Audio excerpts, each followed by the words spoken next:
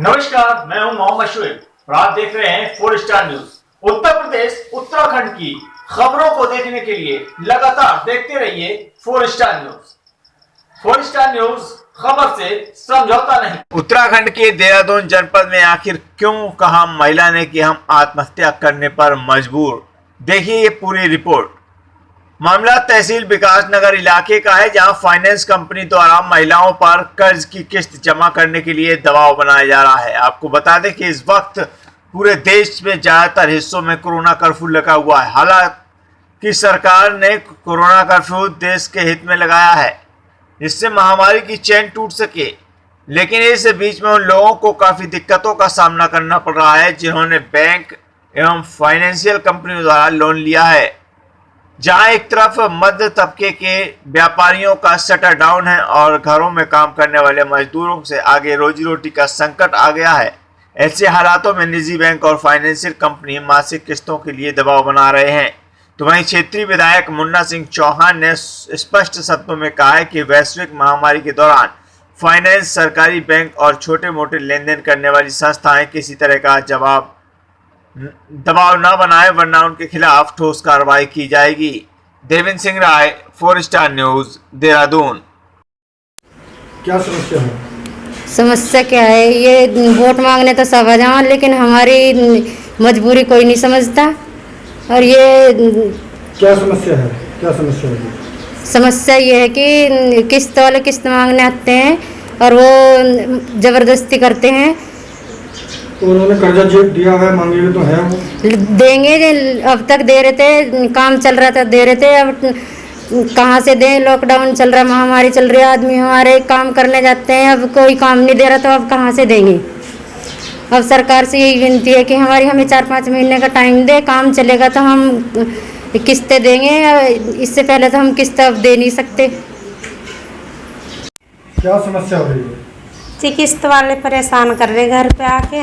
जब तक लॉकडाउन नहीं था तो हमने किस्तें दी, अब हमारे आदमियों को कोई काम पे भी नहीं लगा रहा और आने नहीं दे रहा कोई अपने घर में। कैसे दें किस्तें? अब तक तो कोई वो नहीं था, काम लग रहे थे और हमने किस्तें दी, सारा कुछ ठीक चल रहा था अब तक। और अब तो काम नहीं है, कुछ नहीं है, कहाँ से दें? अभी हमारे तो सरकार से निवेदन है कि हम 2-4 महीने का वक्त दें हमें और हम फिर किस्तें देंगे। किस प्रकार की समस्या आ रही है किस्त देने में? क्या कहते हैं किस्त वाले? किस्त वाले बोलते हैं कि कुछ भी करो, हमें किस्त चाहिए, घर का सामान बेचो, चाहे कुछ ही करो, हमें नहीं पता कि कैसे किस्त देंगे आप, और आप हमें किस्त चाहिए। हाँ जी, मैं महाराजा ढाबे से अखिलेश कुमार कश्यप। सर ये बताइए, जैसे कि कोरोना काल चल रहा है, ढाबा बंद पड़ा है, किस प्रकार की समस्या का सामना करना पड़ रहा है आपको? सर, मेरे पास जो कर्मचारी हैं उनके खर्चे के लिए समस्या है, उनके समूह में किस्ता देने के लिए समस्या हैं, इनके खाने पीने की समस्याएं हैं, और मेरी जो ढाबे की किस्त जाती है, GST जाती है, ये सब समस्याएं हैं जी। इसमें आप लोगों ने लोन भी लिया होगा कुछ? हाँ जी, लोन लिया हुआ है, किस्त जाती है जी, उसको देने में असमर्थ हैं, कहाँ से दें? ढाबे बंद पड़े हैं जी। तो किस्त देने में क्या परेशानी हो रही है? आपके पास फ़ोन भी आते होंगे, आपको टेंशन होती हो, क्या है? फ़ोन भी आते हैं जी, लेकिन दे कहाँ से किस्तें? बड़ी समस्या ख़राब हो गई है जी, स्थिति ज़्यादा खतरनाक है कोरोना की वजह से। यदि इसमें हमारे पास कोई दबाव ना हो, छूट दी जाए तो बड़ी मेहरबानी होगी। आप क्या चाहते हैं? आप कितना समय लेना चाहते हैं सरकार से? समय तो जब तक लॉकडाउन ना हटे, इस बीमारी से राहत ना मिले, उसके 1 महीने बाद तक।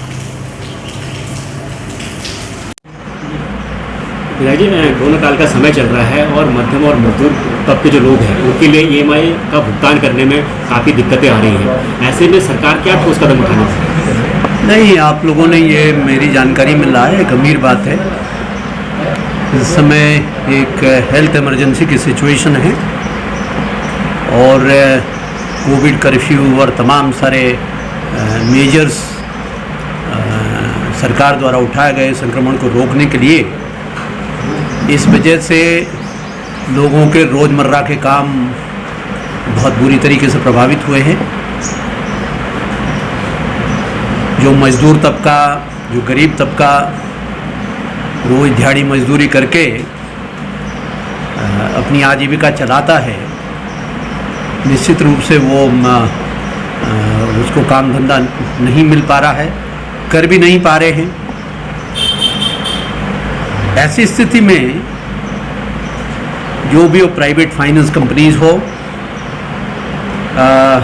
सार्वजनिक क्षेत्र के बैंक हों,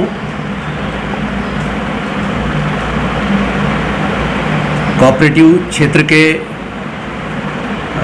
संस्थाएं हो, निश्चित रूप से वसूली के काम को इस बीच में बंद रखना चाहिए। और कम से कम स्वेच्छा से कोई देना चाहे तो बात एक अलग है, किसी के ऊपर दबाव डाल करके मजबूर करना वो बिल्कुल अवांछित है। इस परिस्थितियों में यदि कहीं पर भी किसी भी private finance company including public sector banks, cooperative banks, या यहाँ तक कि हम तो कह रहे हैं व्यक्तिगत देनदारियां लोगों की हों, उस स्थिति में भी यदि कोई अनुचित तरीके से दबाव डालेगा तो निश्चित रूप से ऐसे लोगों के खिलाफ कार्रवाई की जाएगी। उत्तराखंड के देहरादून जनपद के विकास नगर में समाज सेवी रिकेश शर्मा ने उपलब्ध कराई 2 लाख रुपए की दवाएं। विधायक मुन्ना सिंह चौहान ने जताया आभार। कोरोना के संकट काल में समाज सेवी रिकेश शर्मा ने मदद के हाथ बढ़ाए हैं। उन्होंने करीब 2 लाख की लागत की दवाएं उप जिला अस्पताल विकास नगर को उपलब्ध कराई हैं। शनिवार को विधायक मुन्ना सिंह चौहान की मौजूदगी में समाज सेवी रिकेश शर्मा ने दवाएं कोविड के नोडल अधिकारी डॉक्टर विजय कुमार को सौंपी, जिनमें कोविड से संबंधित दवाएं एजिथ्रोमाइसिन, पैरासिटामोल, विटामिन सी आदि शामिल हैं। उन्होंने भविष्य के जरूरत पड़ने पर और दवाएं उपलब्ध कराने का भरोसा दिलाया, जिस पर विधायक मुन्ना सिंह चौहान ने आभार व्यक्त किया है। उन्होंने कहा है कि संकट की इस घड़ी में लोगों को सेवा करने के लिए आगे आना चाहिए। इस मौके पर ब्लॉक प्रमुख Sardar Jaswinder Singh, doctor K S. Chauhan, doctor Pradeep Chauhan, Akhil Goyal, Neeraj Thakur, Ramesh Negi, Roshan Negi, Ravi Jitendra आदि मौजूद रहे। Devendra Singh Rai, 4 star news, Dehradun. एक तो चूंकि जैसा आप सब लोगों को मालूम है, डॉक्टर विजय साहब इसके नोडल हैं हमारे यहाँ एसडीएच में। बाकी यहाँ डॉक्टर चौहान हैं, एडिशनल डायरेक्टर हैं हमारे, डॉक्टर प्रदीप हैं, डॉक्टर जोशी हैं, तमाम सारे स्टाफ हैं।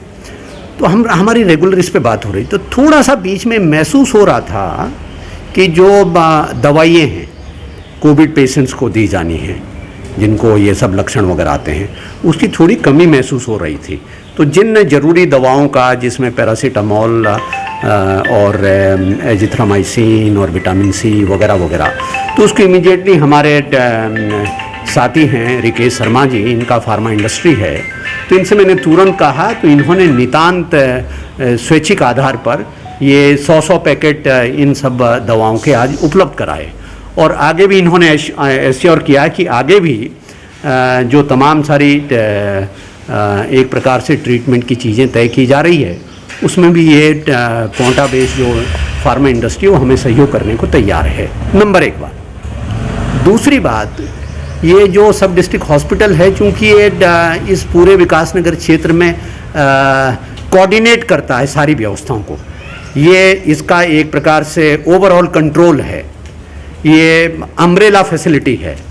तो यहाँ पर भले ही अपने आप में कोविड केयर सेंटर नहीं है, लेकिन जितनी फील्ड में तैयारी है, वैक्सीनेशन है, लोगों को दवा पहुंचाना है, तमाम सारे देखभाल करनी है, जो कोविड हॉस्पिटल्स हैं उनके इंतज़ाम देखना है, तो वो सब इनको है। तो यहाँ पर इस बात की कठिनाई आ रही थी कि यहाँ जो कोविड प्रबंधन में मटेरियल आ रहा है, सामग्री वगैरह आ रहा है, उसके प्रॉपर भंडारण वगैरह की स्थिति नहीं थी। तो डॉक्टर साहब का रिक्वेस्ट था, तो उसको देखा है, तो आज मैंने उसके लिए एक भंडारण कक्ष को तत्काल स्वीकृत कर दिया है और कल परसों तक उसका निर्माण शुरू हो जाएगा। इसी प्रकार से यहाँ तत्काल एक टॉयलेट्स की आवश्यकता थी, उसको भी मैंने सैंक्शन कर दिया है, उसका भी एकदम तुरंत काम प्रारंभ होगा।